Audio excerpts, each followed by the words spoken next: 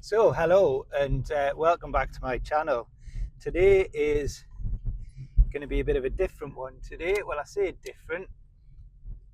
My channel isn't really um, a channel that is pigeonholed into one subject. If you look back over the years, I've basically covered various different types of subject, and that's why my channel is just a general name. Anyhow, sorry, back to the current matter. You join me, as I said before, something slightly different. Different as in what I've been creating over the last 6 months since I've got my bike. My bike was the new thing in October/November, and that is what I have been creating content about over the winter. But my other passion, which I enjoy outside of motorbikes, is cars and car shows. However, over the winter, there's generally not many car shows about because they're saved for the warmer months.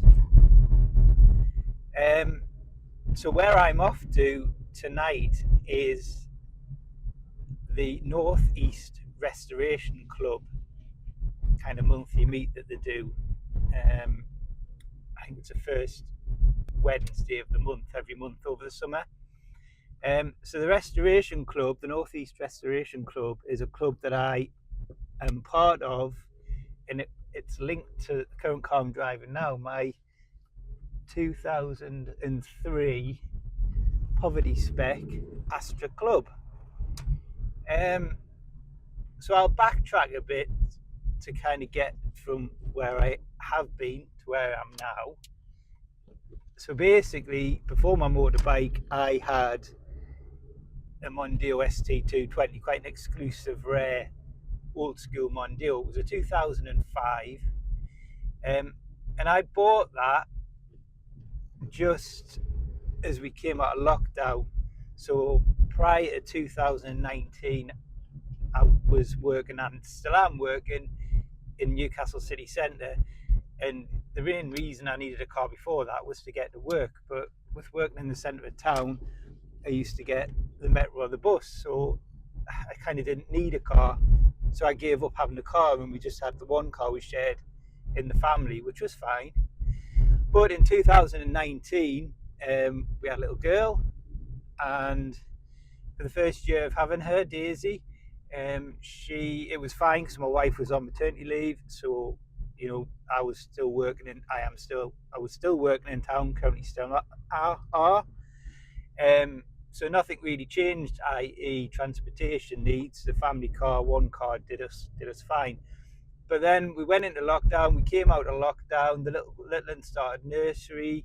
My wife went back to work, so I kind of said to my wife, "Do you mind if I just get an like an older car just to run around from door to door, something that I used to drop the little one off at school." So it had to be reasonably safe, because she would be in it, but it didn't have to be brand new or new at all. And that's how I got the Mondeo. Initially, I started looking at the 2.2, I think it is, diesels. But as I started digging into it, they came with a whole host of issues with injectors and other bits and pieces that would fail. And I didn't really want to buy an old car, but ended up spending a lot of the time repairing it. So then it moved on to getting the 3-litre V6. I thought, well, if I'm not going to do much driving, the fuel consumption doesn't really worry me, and the 3-litre V6 had a lot less scary issues that could go wrong. I mean, they get oil leaks and blah blah, this, that, and the other, but don't all old cars. So I ended up getting a 3-litre V6 Mondeo, but the one I ended up getting, total fluke. It was in beautiful condition. It was immaculate. It'd been cherished by, well, I'd tracked it back. I think it was 18, 19-year-old when I had it, and I tracked it back to the previous 12 owners. Sorry, the 12 years worth of ownership. So going to various shows, people would tell me that they recognised the car, and they would give me a bit of information, and you could tell by the condition if it had been looked after. So I had that for 18 months, and I loved it. I'd always wanted a weekend toy. I'd wanted something fast and stupid, but also it was nice and safe. It had airbags and all the various safety features you would hope for if you were carrying my little one. And like I said, I had that for about 18 months. And I got to I had it in total about 18 months, but after about a year, I realised that actually this is a decent car and it's worth preserving. Which was kind of my downfall, unfortunately, because it got to the point where I was looking after it so much, I didn't want to use it. I wanted to preserve it. So I ended up storing it over winter. I took it off the road, I think it was October, and kept it off the road until April the following year. And then I used it, but then every time I used it, I was just constantly worrying about something breaking on it. I was kind of worried that by not using it over the winter, things would seize up, and the cost that it would take to maintain it. And you know, I was going to a few shows, and I was only going to shows when the weather was good. And as I've said in previous videos, the weather in the UK isn't great at the best of times. So I wasn't using it, but I was still obviously paying insurance, and when it was on the road, tax and whatnot, and then stuff that was needed just to keep it running.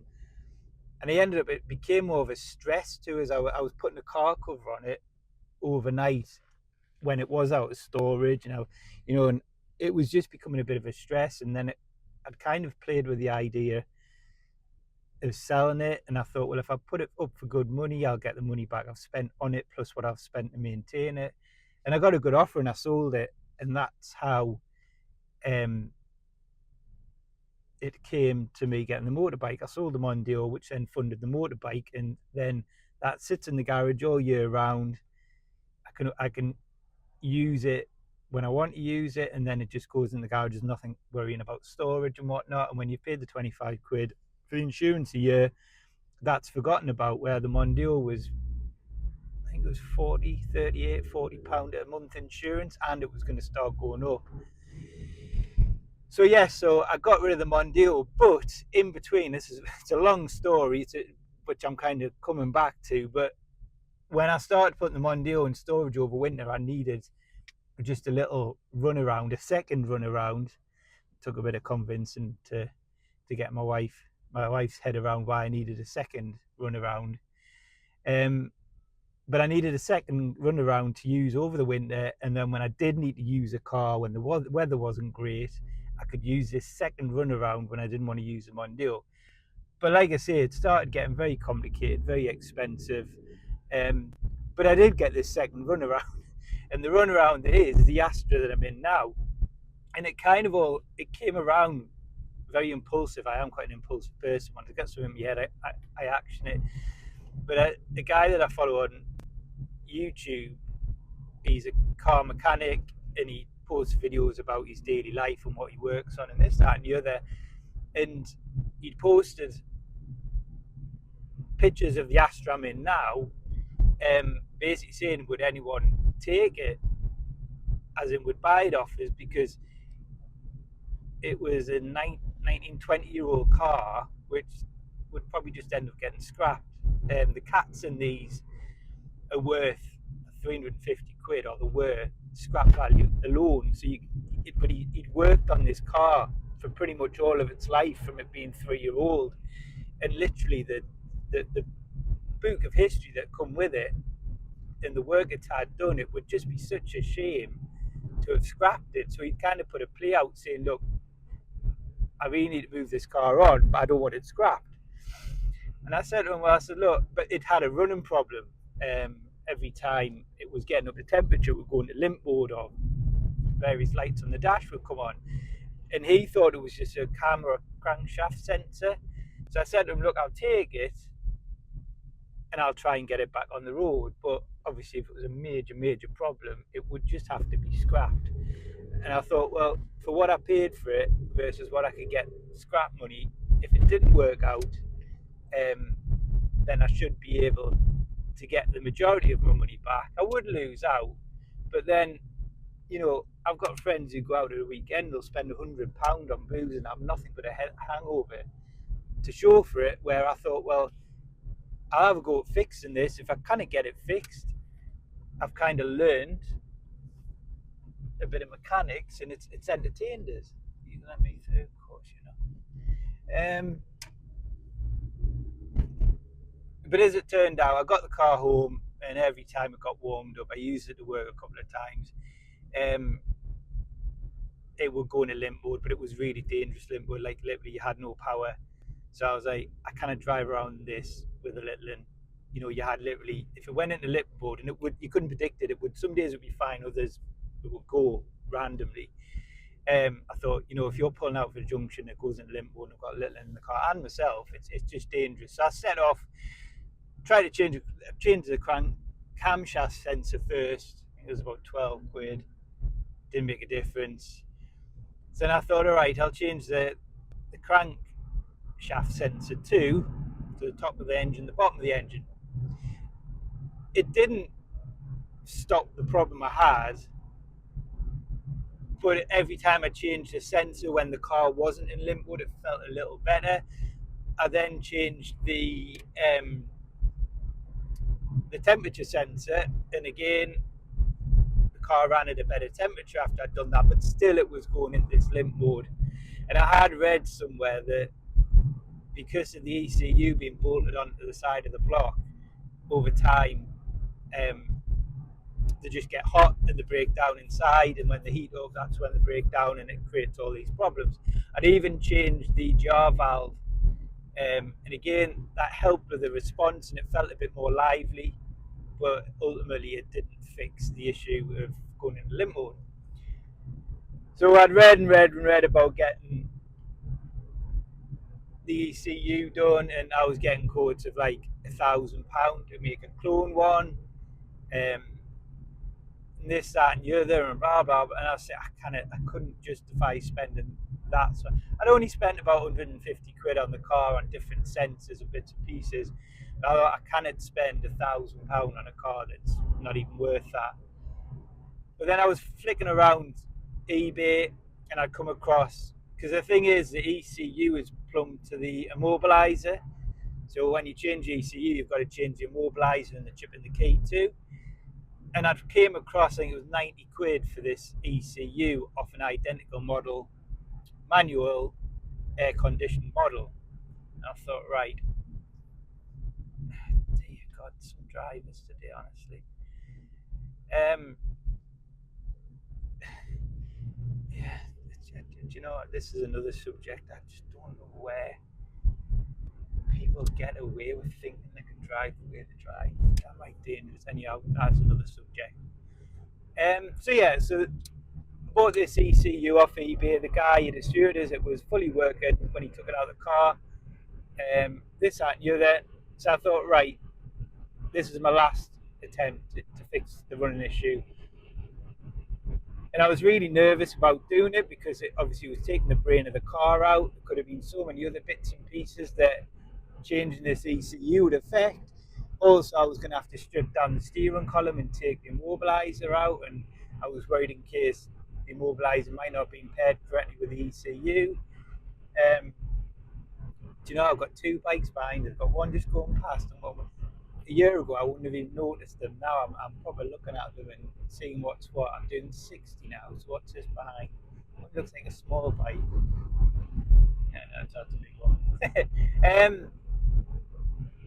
So yeah, I cracked on one winter's night in the dark, torch lit, stripped the ECU off. That was easy. It was getting the steering column and the immobilizer out.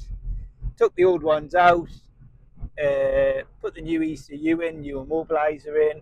I also swapped the keys around, so the key that I had to do the door locks and the boot lock was the key that worked with the barrel. So effectively, I got a immobilizer, barrel, and an ECU. But I used the ECU, I used the immobilizer, but I reinstalled the original barrel, so the same key worked. So I didn't have a separate key to start the car up. And I was convinced it wasn't going to work. Totally convinced. You know, the quotes I'd had off people that do it was ridiculous, and they said it was quite time consuming. And, you know, for me to turn this job around in 3 hours on a drive in a dark, wet night, I thought, and sure enough, put it in, fired away, perfect. Didn't have a bother with it, all sorted, happy days. and it just cleared all the problems instantaneous. I think what happened is it was a bit of pot luck when the ECU warmed up and it started breaking down and creating random circuits. It was just a bit of pot luck. What it was going to say was wrong. So I put this new ECU in, and to be fair, it's probably the most complicated job I've done, and I was really proud of myself. And the cars ran great. I mean, literally a few weeks later, I drove all the way from Newcastle to Birmingham and back up again to attend the Rustival car show. Game car didn't um, didn't miss a beat. And because the new immobilizer, sorry, the new ECU came with the PIN code to get into it, I bought myself the Vauxhall programming software. So then I managed to program a second key, and I could go in and do various tests and this, that, and the other. So by installing the new ECU or the new second-hand ECU with a PIN number, it opened up a few options for us to do various bits and pieces to the car. But like I say, that was over a year ago, and I've had touch wood, no problems. I think I had an engine light come on a while back that I just reset, and it was for a exhaust sensor, which I've since replaced when I did the exhaust. So anyhow, coming back to where I'm going tonight, I'm quite keen on doing my own car mechanics within reason, as long as it's safe.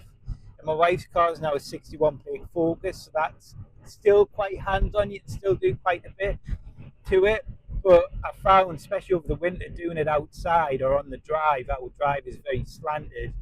So if I do any work to the car, I've got to do it on the kind of the road outside, which isn't ideal if you need to stretch and you've got to watch for cars coming past. So I joined the Northeast Restoration Club. So it's kind of aimed at people with, your car's got to be over 20-year-old to be a member of the club. So this car's an 03, so it's a couple of years into that, a 22-year-old. So it qualifies to be in the club, but it's not like, it doesn't need a full-on restoration. I mean, some of the cars there, they literally strip them from nothing and restore them. It's absolutely brilliant. But by paying a small amount of money to be a member of the club, it gives you access to almost like workshop facilities. So there's a four-post lift, there's metalwork machines, there's a paint booth, there's all sorts there. There's probably more there than I'm capable of using. So anyhow, I joined this Northeast Restoration Club, and not only that, for having the equipment at your disposal, but also sometimes when you're working on your car and you're just referring to a YouTube video and you're kind of watching it, and sometimes it's nice to have people around you. So when you go up, and I've used the four-poster ramp a few times now, it's nice just to have people around, because if something does go wrong, you've got that history, that experience and knowledge of people around you to maybe, try this, try that. So basically what this club do,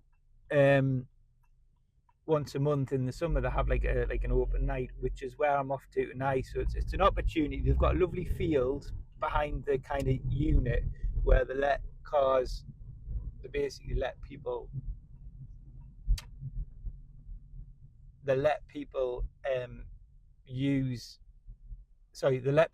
club members turn up, display the cars, show people what they do, what they're up to, and also it's open to the public, so the public can come along and just look around the cars. Now, I went to quite a few of them. I took them on deal there, and I went to quite a few of them just to kind of see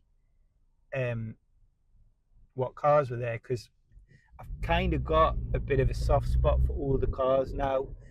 I find these new cars are just, especially the new electric ones, they all look the same, and they're just, I don't know, I think all the cars have got far more character.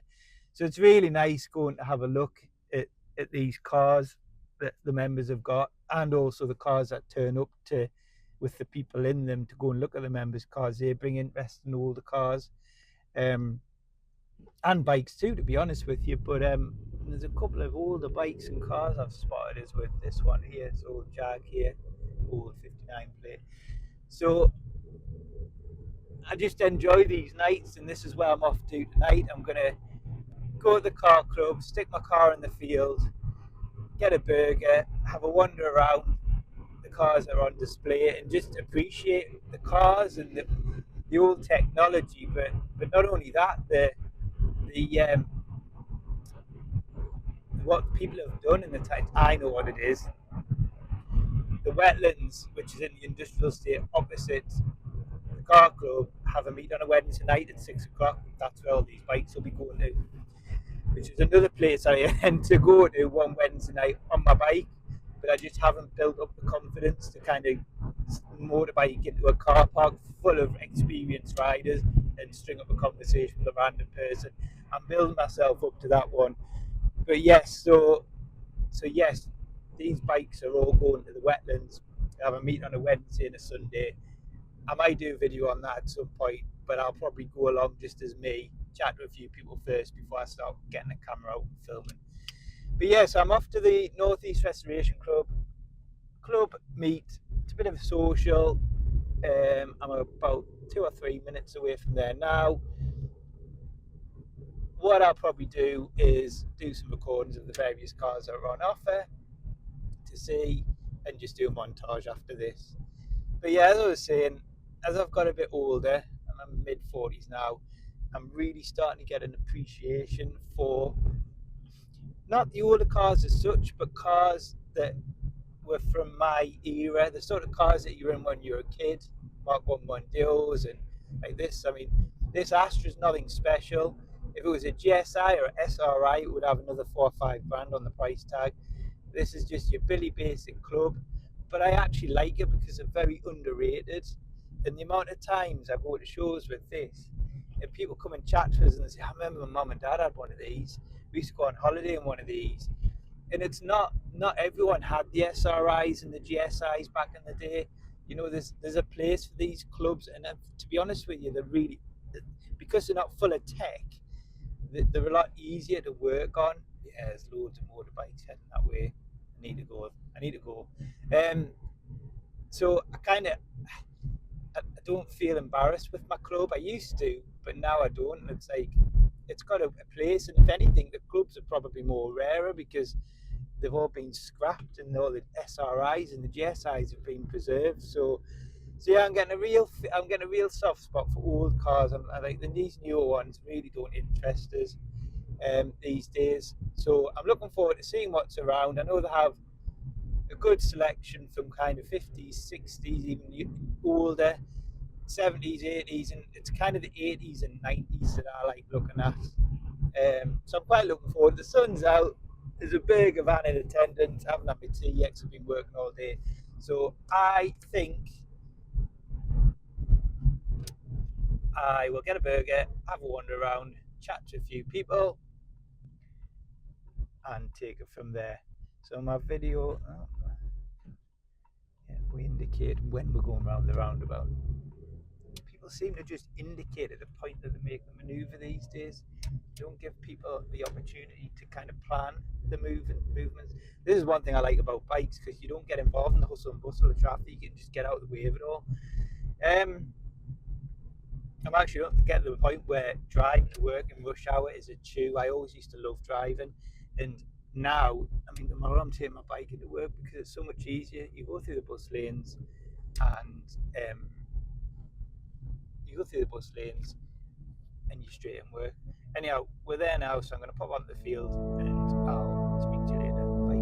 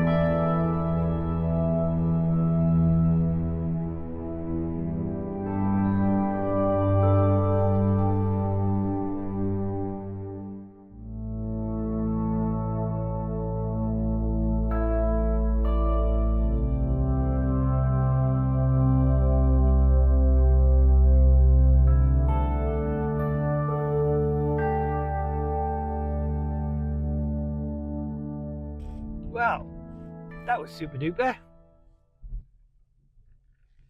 Oh, smile, someone's taking a video.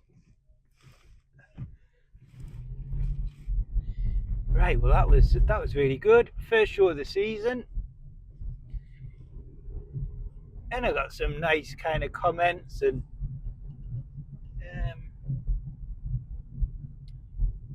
some nice admirers for the old Astra Club.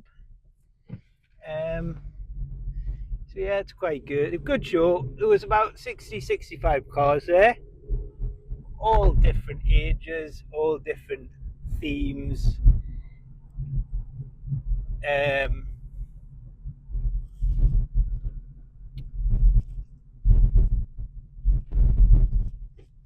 think I might go the long way home today. That's how I think. Yeah. So, Northeast Restoration Club. That was the monthly members meet. So just backtracking on what I said before. Club members get to park the cars on the field, and members of the public can come in and admire the various cars and ask questions of how, why, and when have you done what to your car. So it's good. I always feel a bit funny with the Astra because it's not the SRI or the GTE or the whatever, but no, it got some good admirations, and someone quite rightly said, God, you used to see these 10 a penny on the roads a few years ago, and now there's not many at all. There's not many people. There's not many of them all on the road, and when you do see them, the majority of them are absolutely knackered and probably coming at the end of their life, which is not what I've got planned for this. This has only done 46,000 miles. I only do 2,000 or 3,000 miles a year. So if I look after it, keep on top of it, I don't see why it'll ever need replacing. And I think I touched on this as I was driving across. I used to have my Mondeo, and then I got this. Is a run around to keep the Mondeo off the road on the poorer weather, and it just got underneath my skin. And I think it's not. Do you know? I've went from when I was younger, wanting the newest, the fastest car, felt the bee's knees because my car was fastest, and when you pull up and you bought yourself a new car, and you didn't really care about the finance and the debt you were getting into for these cars and how much they ran, like how much it cost to run. And then as I've got older, it's just like I don't need all that. Some of the figures I hear people tell me how much they're paying on a monthly payment for the car that they'll never own. It's crazy. But yeah, that's just age, maybe. I don't know. But yeah, this little Astra got right in under my skin. I think it could be, because if it wasn't for me, this car wouldn't be on the road. It would have probably been scrapped or broken. So it's kind of, I feel like because I've looked after it, it's looking after me. It just wants to keep me happy and look after us because I've done that to it, and people will not understand that unless you're a car person.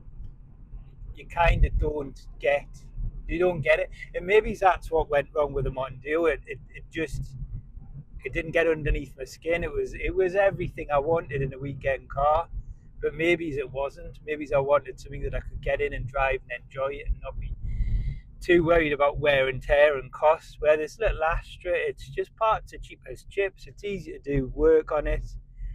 It's just a fun little thing to own. And speaking of that, one of the reasons that I joined the Restoration Club was because you can get access to the four-poster ramp. And I had a blow on the exhaust on this. It was picked up on the Flexi was not in the best shape. on its last MOT, but it was okay. And then in October time, I think it was just after I got my bike, I noticed the car had a bit of a blow on the back, where the centre section meets the back box. It goes up and over the axle, and on that curve where all the stones and all the spray catches in it, it just broken down. And I bodged it, and it did the job. But then come January, it blew again, and the hole was getting bigger and bigger. And I got a few quotes to get new exhaust put on. Well, I got a few quotes to get it fixed, and everywhere I went to was just, we don't want to touch that, as in break it up and replace parts. We'll just take the whole system off and put a new one on. And to be fair, the previous owner had just fitted a stainless steel back box to the car, which I don't like the look of because it doesn't look OEM standard. However, it's a stainless steel exhaust back box, and it must have cost a little bit. And it's not worth getting rid of to put a standard back box in. So I was a bit frustrated that the garages weren't prepared to split the system. They just wanted to replace it all. So I decided, I got prices for how much it would cost for all the parts, and this is like literally replacing everything that would need to be replaced. You know, the gaskets, the bolts, everything. And I'd worked out that cost, even with the cost of joining the club and paying the annual membership fee, I would save myself quite a bit of money fitting it myself. And also, Christ, he's moving a bit. Um, I also wanted to learn. I'm keen to learn about how to do stuff, and speaking to a garage mechanic who probably changes multiple exhausts every day of his work and life. Changing exhaust, nothing, but for me, it's the first time I've done it, and it was quite a big thing. So I researched what I needed to do. I joined the club. I went up and used the four-poster lift. I can't remember what I did. I think I was just doing a general checkup on the car, and just to learn how to use the lift. And then I bought all the bits I needed. I joined the club. I booked the four-poster lift, and I went down and did it. The week before, I can't remember the penetrating oil I used, but I used some penetrating oil, and I sprayed all the connections and bolts and nuts that I was going to have to loosen off. And then a few days later, I loosened them all off. So I knew that before I went, because this is the only thing when you're leaving home to go to this club to do the work. If anything goes wrong, I'm not sure what I would do to get the car to the garage I normally use if I have to use a garage. So I penetrated and oiled all the bits, and then a few days later I loosened everything off. So I knew that everything I needed to loosen off was able to be loosened, and that I wasn't going to snap anything. And I cracked on and I did it, and I was really pleased with myself. I was really pleased that I fit the exhaust. So again, I think that's just another reason why the car kind of gets under my skin, because it's just little bits and pieces that I've done, and the car's helped me learn how to do these things. And then the other thing is, I split the back box from the center section and the flexi, and I just fitted the flexi in the center section. So I saved myself a lot of money, one, because I wasn't forced into buying the back box unnecessarily, and two, because I did the work myself. So, but the nice thing is, the back box, the stainless steel back box, didn't have any noise. It just sounded standard, which is what I was happy with. But then when I put my new center section on, which I kind of think it was probably the original, or if it wasn't the original one, it was certainly very old. It was probably all choked up. So now I've put the new one on, everything seems to breathe a little better. And the back box, the stainless back box, it's got like a little bit of a tone to it. It's not like a boy racer big bore groan or grumble, but it's just that. The only way to describe it, if you've been to a car show and the older cars where they've had non-standard exhaust, but they've just got that old car tone, and I can't work out. Yeah, it's just, you'll know what I'm talking about if you're into your cars. it's got that little like tone when you put your foot down. And I've also put a K&N panel filter in it, which I was looking online and for new one it was like 60 quid. And I was like, I'm not paying that. But then I found one online for like 15, 20 quid. Someone was selling it second hand. I put it in, and and it obviously breathes a lot better. The car just feels a bit more like, it just feels a bit like more ready to go. But obviously the extra air that the panel filters bringing in, it's got that exhaust note. It's just amplified it a little bit, so it's lovely. I'm really pleased with it, and I think all these little things are reasons why I like this car. And I work in the centre of town, and when I do drive in, I'm parked in the multi-story car park with all these BMWs, Audis, Ferraris, God knows whatever else. And I still turn around and look at my car when I walk away, and it just makes me smile. It's just so different, and just, yeah, I don't know. There's a massive sense of achievement when you do the majority of work to your car yourself. Um, so I really do love this car. Um, yeah, and I got some really nice comments tonight. I think I've just said about how it used to be all over the place, and now you hardly see any. And there was a couple of guys said how immaculate mine was and how clean it was. And to be fair, it had a lot of car park dings and dents on the bumpers, and the wing mirrors had lack of peel. And I've done a lot, but again, I've done a lot to the bodywork. But it was also a learning curve, painting from a rattle can. And to be fair, no one's ever picked us up on anything, and I think you'd be hard pushed. There was one guy who said, "Yeah, you'd tell you it's had paint," but I think if I'd have said I'd done it with a rattle can on my drive, he would have probably thought, "Actually, that's pretty good." So I'm pleased with it. Yeah, so it was a good night, good show, good start. Got a bit cold once the sun lost its power, but you know, next one's in May. It'll be even nicer then, hopefully. Loads of motorbikes knocking about. You can hear them going by. So I think I'm going to definitely try that wetlands meet at some point. But yeah, and going back to the show and chatting about it, was a Y-Reg Cavalier white. It's in lovely condition, proper old school, and I love these old, I think they're the Mark II Cavaliers, because I had one as my first car and I passed my test. Um, it was my mum's old car and they were getting rid of it and they offered it to me cheap, so I took it on. And as a typical 17, 18-year-old, I absolutely destroyed it. I covered it in stickers, put bits of plastic on it and made it look ridiculous. But at the time, I loved it. But anyhow, that was an E-plate 1988 Cavalier, and I remember it got scrapped in 2000 when I bought my Citroen Saturn, so it went to a car dismantlers.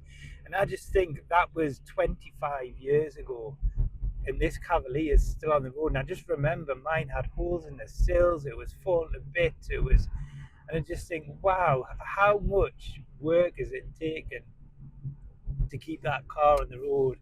And that's where I get a lot of respect from these people who run these old cars. Um, it's because it would be so easy just to chop them in, pay monthly payment, and just have a new car every 3 years. But instead, there's a selection of people who, like myself, prefer to own a car, buy a cheap car, and spend that money maintaining it and looking after it and learning how to look after it. And do you know what? The way we're being forced to go electric, I'm reading stories. There's yards of parking lots of 2018 and 2019 Teslas and other electric vehicles that they can't get rid of them because no one wants to buy them, because they're aware that they're going to have to put a new battery in it, or other electronic potential issues. And you're thinking, that's what, a 6-7-year-old car that they're struggling to sell. And look at this car, 22-year-old. And as far as I'm concerned, it's got years of life left in it. How is that environmentally helpful? How is having an electric car being forced into buying an electric car, which majority of them are leased, so you replace them after 3 years. They're struggling to sell them. Second, third owners just probably don't get, if the leased, your second owner will be on year 4 or 5, and then will electric cars make it to 15-year-old, 20-year-old before they're effectively scrapped and recycled? That can't be a good way forward for the environment. Scrapping these cars that are lasting half the time of a potential old traditional car, So, and it worries me. I mean, we've got a motorhome, and we drive from Newcastle to Dover on the night time. We stop for 4 or 5 hours, get some sleep, and then we get one of the early ferries out of Dover to Calais, and then we drive on the following day until we're at kind of French Alps. So we can be from Newcastle in the French Alps within 24 hours. In fact, we've done it. And I worry that when we're forced to buy a new motorhome, and they're based on these electric transit vans, it's going to have a massive impact. It's going to take us probably 2 or 3 times longer to travel to our destination, just because we're going to have to stop to charge the batteries of the van. And it's not just a 10 minutes in a fuel station, tank of diesel, and away you go. We're going to have to do overnight stops to get these batteries fully charged. So there's going to have to be massive improvements on the batteries before I'll entertain getting an electric kind of leisure vehicle. But that's another thing. Anyhow, back to the show. Yeah, there was just a whole host of, there was a few more modern cars there tonight. And when I say modern, like kind of 2005, 6, 7, some 8s and 2009s. But then there was a lot of older cars, a lot of 70s and 80s, and I'll put a little reel up and show you highlights of the few of them that I took pictures that stood out. But like I say, my old Astra, it didn't look out of place. It probably looked out of place because of how clean it was for its age. But yeah, it was a good night. I think later on this month, in 2 or 3 weeks' time, there's a big show at Beamish, and not far from Beamish, where the Car Barn, who deal in kind of more exotic cars, they have an open night, and they've got an events field next door, and they invite cars, and there's been 500-600 cars at the peak of this summer. It's really good. It's a bit more, you get like the supercar owners clubs travelling up for it and that. So there's a higher brow of cars on display. I mean, last year I took my Astra.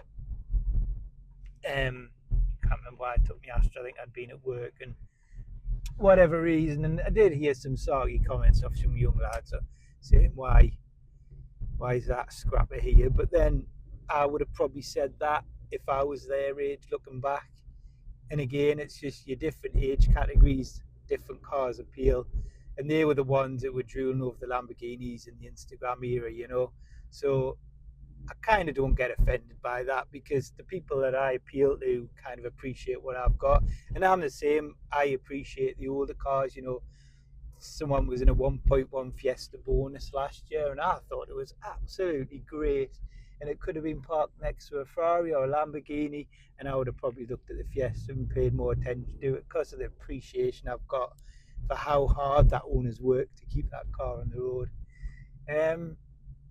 But yeah, I'm just about home now. Successful night. Going to get a cup of tea. See the little one. She might not be in bed yet because we'll go to the park after school. So I will wish you a good week. And like I said at the beginning of this video, this is a little bit different to what I've done since I've got my bike, but it's not different in the whole. You'll see how my YouTube channel subjects change just depending on what point my life is at and what I'm into at that time. So yeah, feel free to subscribe, I'd really appreciate that. Get my figures up. And once you've done that, you'll kind of get an alert to say when I've posted a new video, and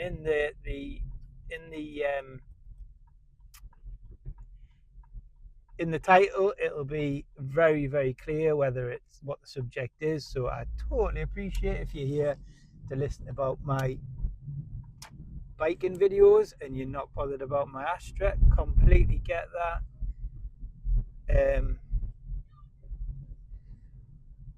So you just pick and choose what you want to watch, but as I say, there's going to be a mixture of car shows, bike stuff, and as we get ourselves out and about in the van over the summer, I might include a few videos on that. It just depends. So like I say, thank you for watching. Bit of a longer one tonight, but if you've got any questions about the Astra, just give me a shout and holler. I'm happy to chat cars or bikes anytime in the comments. So take care and bye for now. Bye bye.